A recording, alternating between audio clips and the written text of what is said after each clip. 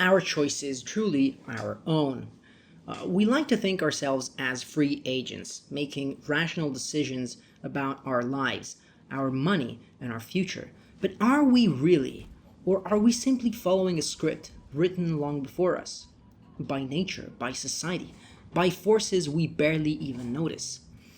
Classical economics paints a comforting picture. There's a rational agent carefully weighing costs and benefits, choosing what maximizes his well-being. But the truth is a bit more complicated. Behavioral science shows us again and again that we are not fully rational. We are biased, emotional, and easily nudged.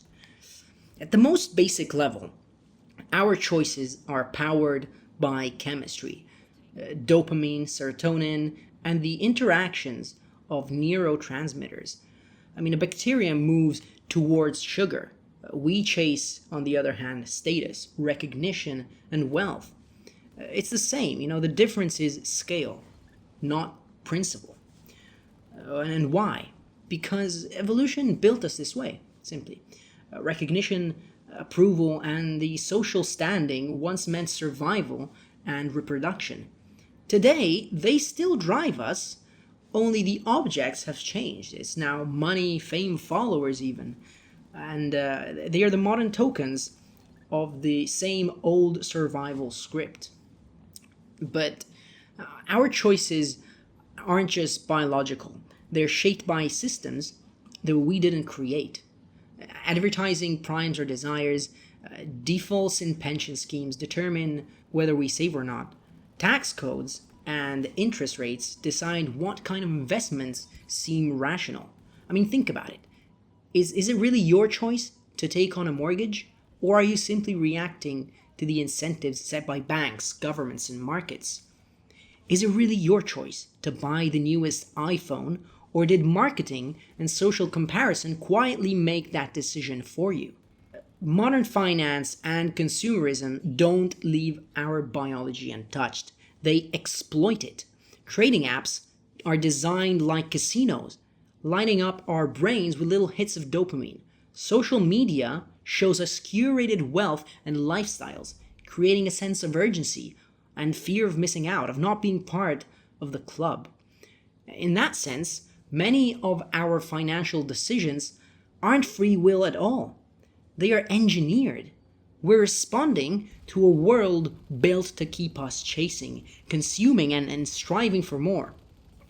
And yet, none of this is new. In antiquity, Romans sought wealth and land for status. Medieval merchants chased trade routes and gold. Kings and emperors built monuments of their own to leave their names etched in history. Always the same script. It's always that. Survival, reproduction, and recognition. The tools change, but the drivers remain constant. So, what do we do with this knowledge? Are we doomed to be marionettes of biology and economics? Perhaps not. Awareness itself is power. Once we see the biases, we can correct some of them. Once we understand the incentives, we can resist or even exploit them. Movements like financial independence, retire early, long-term investing, and minimalism are, in their own way, attempts to break the script, to reclaim a measure of agency in a system designed to pull us in predictable directions. But maybe there's one more layer still. Let's zoom out a little bit. Imagine the universe as a giant campfire. When you first light it, the logs are full of energy. Slowly, as the fire burns, that energy is released as heat and light, spreading into the air. Eventually, that fire dies down, and all that concentrated energy is gone, dispersed into the environment. That, in a nutshell, is entropy, the tendency for energy to spread out, to become less useful, less concentrated. It's like dropping a cup of ink into water. At first the ink is concentrated, then it swirls, and soon it's evenly spread. Impossible to separate again. Now, here's the twist.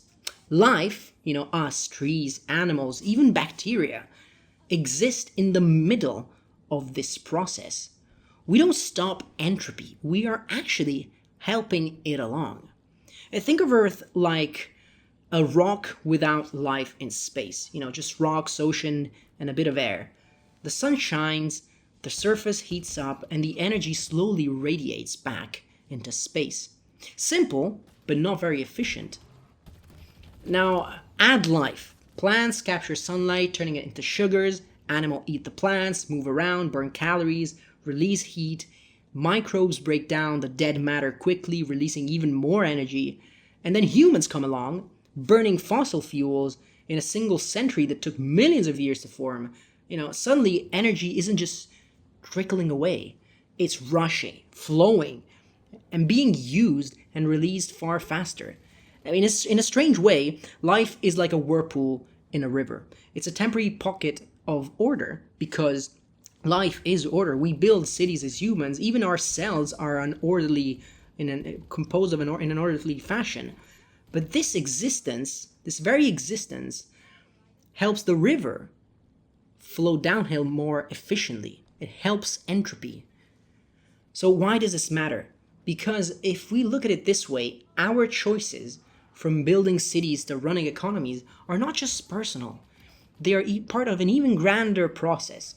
The universe moving energy from concentrated forms like coal or oil or sunlight into diffuse heat that spreads everywhere. And the more we evolve, the more we become a spacefaring civilization, or a civilization that creates AI, which might even use energy even more efficiently in a sense of entropy, the more we are helping the plan of the universe to dissipate its own energy. So, are our choices truly our own? And maybe not entirely. They are shaped by chemistry, biology, by society, and even by the laws of physics themselves, entropy again. But here's the empowering part. Within that script, we do have a unique gift, and that's awareness. A bacterium doesn't know why it swims towards sugar. At least I don't know. I've never been a bacterium. A wolf doesn't reflect on why it hunts. Again, I'm not sure about this, but I can make a good guess. But we can pause, step back, and say, I see the script. I see the pull of status, money, recognition, and energy. And maybe that's the closest thing we have to real freedom. Not escaping the script, but knowing it's there and choosing how we play our part in it. And maybe that, is the closest thing we have to true freedom.